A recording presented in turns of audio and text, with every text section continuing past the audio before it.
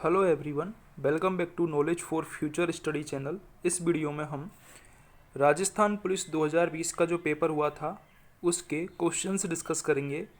पहला क्वेश्चन है, सोन निम्नलिखित में से किसकी सहायक नदी है? ऑप्शंस हैं ब्रह्मपुत्र, सिंधु, गंगा और कावेरी।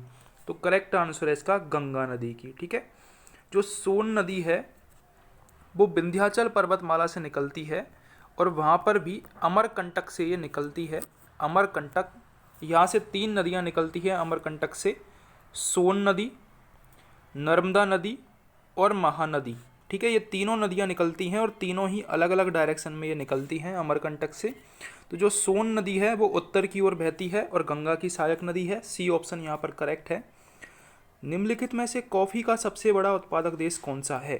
तो कॉफ़ी का सबसे बड़ा उत्पादक देश है ब्राज़ील। ब्राज़ील कॉफ़ी का सबसे बड़ा उत्पादक देश है। सेकंड ऑप्शन करेक्ट है। हाउस ऑफ पीपल को किस नाम से भी जाना जाता है? तो जो हाउस ऑफ पीपल है उसको जाना जाता है लोकसभा के नाम से। बी ऑप्शन करेक्ट है। शरीर में विटामिन डी के अभाव के कारण कौन सा रोग हो जाता है? विटामिन से संबंधित क्वेश्चन पूछा जाता है, इंपॉर्टेंट क्वेश्चन है, तो विटामिन वाले टॉपिक को कवर कर लें। विटामिन डी की कमी से जो रोग होता है वो होता है रिकेट्स, यानी कि सूखा रोग हो जाता है विटामिन डी की कमी से। नागालैंड के युद्ध गीत निम्नलिखित में से क्या कहलाते हैं? तो करेक्ट आंसर है इसका हेरे इलियू। नागालैंड जिसकी राजधानी कोहिमा है, नागालैंड के जो युद्ध गीत हैं वो हेरे इलियू कहलाते हैं, यानी कि ए ऑप्शन करेक्ट है। दहेज निषेध अधिनियम 1961 की धारा 2 के अनुसार दहेज का अर्थ क्या है? शादी के लिए संपत्ति या बहुमूल्य प्रतिभूति देना। ये दहेज निषेध अधिनियम 1961 की धारा 2 के अनुसार दहेज का अर्थ है शांति के लिए संपत्ति, शादी के लिए संपत्ति या फिर बहुमूल्य प्रतिभूति देना। दहेज का अर्थ कौन सी धारा में बताया गया है? तो करेक्ट आंसर है इसका दहेज का अर्थ 1961 की धारा 2 के अंतर्गत बताया गया है। दहेज निषेध अधिनियम 1984 एंड 1986 के अंतर्गत दहेज लेने, देने तथा इसके लेन देन में सहयोग करना, ये दोनों किस प्रकार की श्रेणी में अंतर्भूत हैं? तो ये अपराध की श्रेणी में आते हैं। दहेज लेने देने या उसके लेने देने में सहयोग करना अपराध की श्रेणी में आते हैं। ठीक है, आईपीसी की धारा 376 जमानती अपराध या गैर जमानती अपराध क्या है? तो करेक्ट आंसर है इसका गैर जमानती। जो आईपीसी की धारा 376 है वो गैर जमानती अपराध है। बी ऑप्शन करेक्ट है। राष्ट्रीय अपराध रिकॉर्ड ब्यूरो 2015 के अनुसार कितने महिलाएं दुष्कर्म की शिकार हुई हैं? तो लगभग 34,000 से अधिक। फर्स्ट ऑप्शन करेक्ट है, 34,000 से अधिक महिलाएं दुष्कर्म की शिकार हुई हैं राष्ट्रीय अपराध रिकॉर्ड ब्यूरो 2015 के अनुसार। पॉक्सो एक्ट की परिभाषा के अनुसार कितने वर्ष से कम आयु का व्यक्ति नाबालिग है? तो करेक्ट आंसर है इसका 18 वर्ष से कम आयु का व्यक्ति नाबालिग होता है पॉक्सो एक्ट के अनुसार।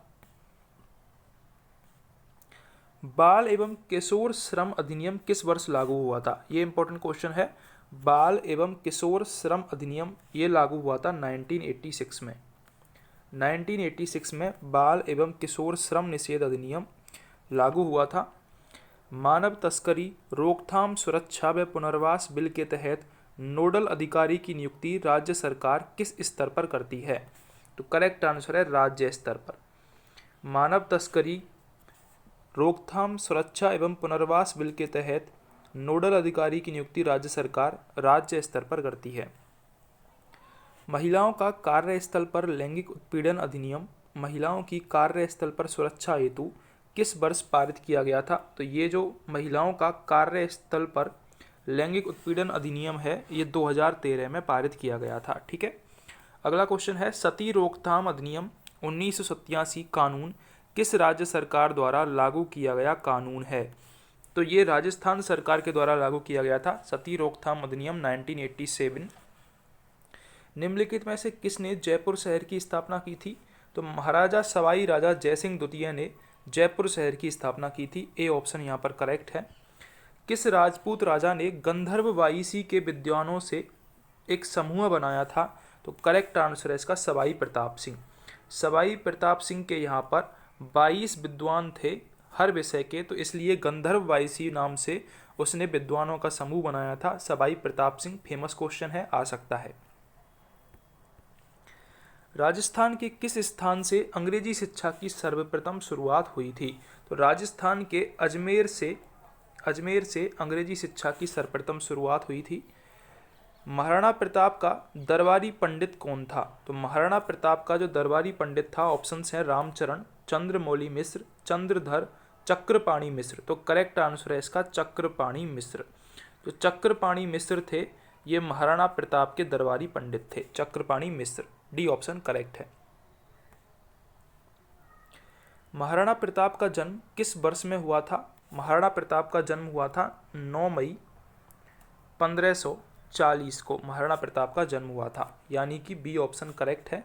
हल्दी घाटी के युद्ध में मुगल सम्राट अकबर की सेना का नेतृत्व किसने किया था? तो करेक्ट आंसर है इसका मान सिंह प्रथम। जो मुगल सम्राट अकबर की सेना का नेतृत्व किया था हल्दी घाटी के युद्ध में, वो किया था मान सिंह प्रथम ने। ठीक है, डी ऑप्शन करेक्ट है।